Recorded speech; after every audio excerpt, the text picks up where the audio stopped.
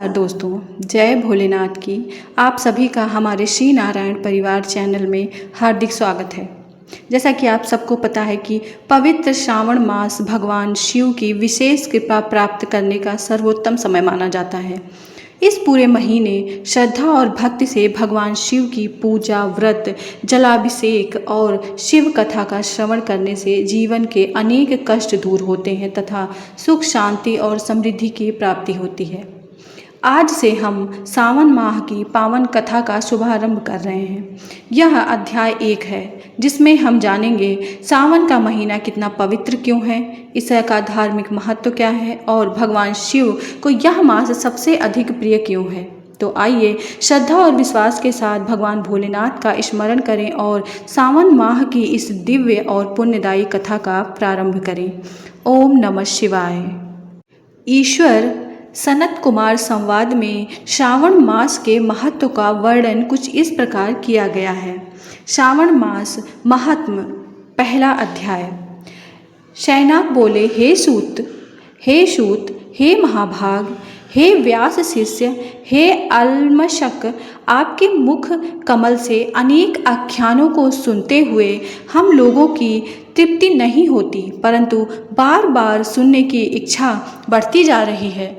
तुला राशि में स्थित सूर्य में कार्तिक मास का महात्म, मकर राशि में माघ मास का महात्म और मेष राशि में स्थित सूर्य में वैशाख मास का महात्म और इसके साथ उन मासों के जो भी धर्म हैं उन्हें आपने भली भांति कह दिया। यदि आपके मत में इससे भी अधिक महिमामयी कोई मास हो तथा भगवत प्रिय कोई धर्म हो तो आप उसे अवश्य कहिए। इसे सुनकर कुछ अन्य सुनने की हमारी इच्छा न हो। वक्ता को श्रद्धालु श्रोता के समक्ष कुछ भी छिपाना नहीं चाहिए। इसके बाद सूत जी बोले, हे मुनियों, आप सभी लोग सुने। मैं आप लोगों के वाक्य गौरव से अत्यंत संतुष्ट हूँ। आप लोगों के समक्ष मेरे लिए कुछ भी गोपनीय नहीं है। दंभ रहित होना, आकस्मिकता, सहठा का परित्याग, उत्तम भक्ति, सुनने की इच्छा, विनम्रता, ब्राह्मणों के प्रति भक्ति, परायण, सुशीलता, मन की स्थिरता, पवित्रता, तपस्विता और अनसूया, ये श्रोता के 12 गुण बताए गए हैं। ये सभी आप लोगों में विद्यमान है। अतः मैं आप लोगों पर प्रसन्न होकर उस तत्व का वर्णन करता हूँ। एक समय प्रतिभाशाली सनत कुमार ने धर्म को जानने की इच्छा से परम भक्ति से युक्त होकर विनम्रता पूर्वक ईश्वर भगवान शिव से पूछा। सनत कुमार बोले, योगियों के द्वारा आधारणीय चरण कमल वाले हे देवादिदेव, हे महाभाग, हमने आपसे अनेक व्रतों तथा बहुत प्रकार के धर्मों का श्रवण किया, फिर भी हम लोगों के मन में सुनने की अभिलाषा है। 12 मासों में जो मास सबसे श्रेष्ठ, आपकी अत्यंत प्रीति करने वाला, सभी कर्मों की सिद्धि देने वाला हो और अन्य मास में किया गया कर्म यदि इस मास में किया जाए तो वह अत्यंत फल प्रदान करने वाला हो, हे देव, उस मास को बताने की कृपा कीजिए। साथ ही लोकानुग्रह की कामना से उस मास के सभी धर्मों का भी वर्णन कीजिए। ईश्वर बोले, हे सनत कुमार, मैं अत्यंत गोपनीय भी आपको बताऊंगा। हे सुव्रत, हे विधिनंदन, मैं आपकी स्वेच्छानुसार और भक्ति से प्रसन्न हूँ। 12 मासों में श्रावण मास मुझे अत्यंत प्रिय है। इसका महत्व सुनने योग्य है, अतः इसे श्रावण कहा जाता है। इस मास में श्रावण नक्षत्र युक्त पूर्णिमा होती है, इस कारण से भी इसे श्रावण कहा जाता है। इसके महात्म कि श्रावण मात्र से यह सिद्धि प्रदान करने वाला है, इसलिए भी यह श्रावण संज्ञा वाला है। निर्मलता गुण के कारण यह आकाश के सदृश है, इसलिए नाभा कहा जाता है।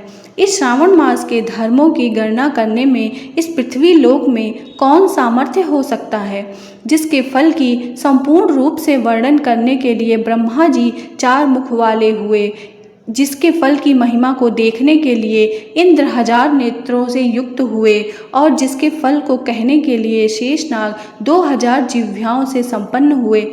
अधिक कहने से क्या प्रयोजन, इसके महात्म को देखने और कहने में कोई भी सामर्थ्य नहीं है। हे मुनि, आज मास इसकी एक कला को भी प्राप्त नहीं होता है। यह सभी व्रतों और धर्मों से युक्त है।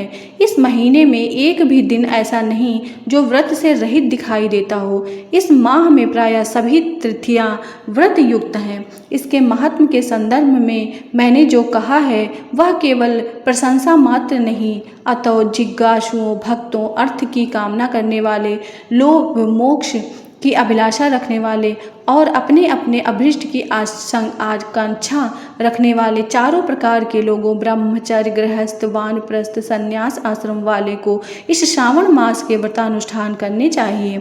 सनत कुमार बोले, हे देवादिदेव भगवान, हे सतम, आपने जो कहा इस मास में सब दिन एवं तिथियां व्रत रहित नहीं हैं, तो क्या आप मुझे बताइए किस विधि में, किस तिथि से, किस दिन में कौन सा व्रत होता है, उस व्रत का अधिकारी कौन है, उस व्रत का फल क्या है, किस किस ने उस व्रत को किया, उसके उद्यापन की विधि क्या है, पूजन प्रधान कहाँ है, जागरण करने की क्या विधि है, कौन से देवता हैं, उस देवता की पूजा कहाँ होनी चाहिए, पूजन सामग्री क्या क्या होनी चाहिए और किस व्रत का कौन सा समय होना चाहिए। हे प्रभु, आप यह सब मुझे बतलाइए। यह मास आपको प्रिय क्यों है, किस कारण यह पवित्र है, इस मास में भगवान का कौन सा अवतार हुआ, यह सभी मासों में श्रेष्ठ कैसे हुआ और इस मास में कौन कौन से धर्म अनुष्ठान करने के योग्य हैं। हे प्रभु, यह सब मुझे बतलाइए। आपके समक्ष मुझ अज्ञानी का प्रश्न करने में इतना ज्ञान हो सकता है, अतः आप संपूर्ण रूप से बताइए। हे कृपालु, मेरे पूछने के अतिरिक्त भी जो कुछ शेष रह गया हो उसे भी लोगों के उद्धार के लिए कृपा करके बतलाइए। सोमवार, रविवार, मंगलवार, बृहस्पतिवार, शुक्रवार, शनिवार के दिन क्या करना चाहिए। हे प्रभु, वह सब मुझे बतलाइए। आप सबके आदि में अभिभूत हुए हैं, अतः आपको आदिदेव कहा गया है। जैसे एक की विधि बाधा से अन्य की विधि बाधा होती है, वैसे ही अन्य देवताओं के अल्प देवत्व के कारण आपको महादेव माना गया है। तीनों देवताओं के निवास स्थान पीपल वृक्ष में सबसे ऊपर आपकी स्थिति है। कल्याण रूप होने के कारण आप शिव हैं और पाप समूह को हरने के कारण आप हर हैं। आपके आदि देव होने में आपका शुक्ल वर्ण प्रमाण है, क्योंकि प्रकृति में शुक्ल वर्ण ही प्रधान है, अन्य वर्ण विकृत है। आप कपूर के समान गौर वर्ण के हैं, अतः आप आदिदेव हैं। गणपति के अनुष्ठान रूप 4 दल वाले मूलाधार नामक चक्र से, ब्रह्मा जी के अधिष्ठान रूप 6 दल वाले स्वाधान नामक चक्र से और विष्णु के अधिष्ठान रूप 10 वाले मणिपुर नामक चक्र से भी ऊपर आपके अधिष्ठित होने के कारण आप ब्रह्मा और विष्णु के ऊपर स्थित हैं। यह आपकी प्रधानता को व्यक्त करता है। हे देव, एकमात्र आपकी ही पूजा से पंचायतन पूजा हो जाती है, जो कि दूसरे देवताओं की पूजा से किसी भी तरह संभव नहीं है। आप स्वयं शिव हैं। आपकी बाईं जंघा पर शक्ति स्वरूपा दुर्गा, दाहिनी जंघा पर गणपति, आपके नेत्र में सूर्य और हृदय में भक्तराज भगवान श्री हरि विराजमान है। अन्य के ब्रह्म रूप होने और रास से के विष्णु रूप होने और आपके उसका भोक्ता होने के कारण, हे ईशान, आपके श्रेष्ठत्व में किसे संदेह हो सकता है। आपको विरक्ति की शिक्षा देते हुए आप शमशान में और पर्वत पर निवास करते हैं। इस मंत्र के द्वारा आप प्रतिपादना के योग्य हैं, ऐसा महर्षियों ने कहा था। जगत का संहार करने वाले हलाहल को गले में किसने धारण किया था। महाप्रलय की कालाग्नि को अपने मस्तक पर धारण करने में कौन समर्थ था। संसार रूप अंधकूप में पतन के हेतु कामदेव को किसने भस्म किया था। आप ऐसे हैं कि आपकी महिमा का वर्णन करने में कौन असमर्थ है। एक तुच्छ प्राणी भी करोड़ों जन्मों में भी आपके प्रभाव का वर्णन नहीं कर सकता। अतः आप मेरे ऊपर कृपा करके मेरे प्रश्नों का उत्तर दीजिए।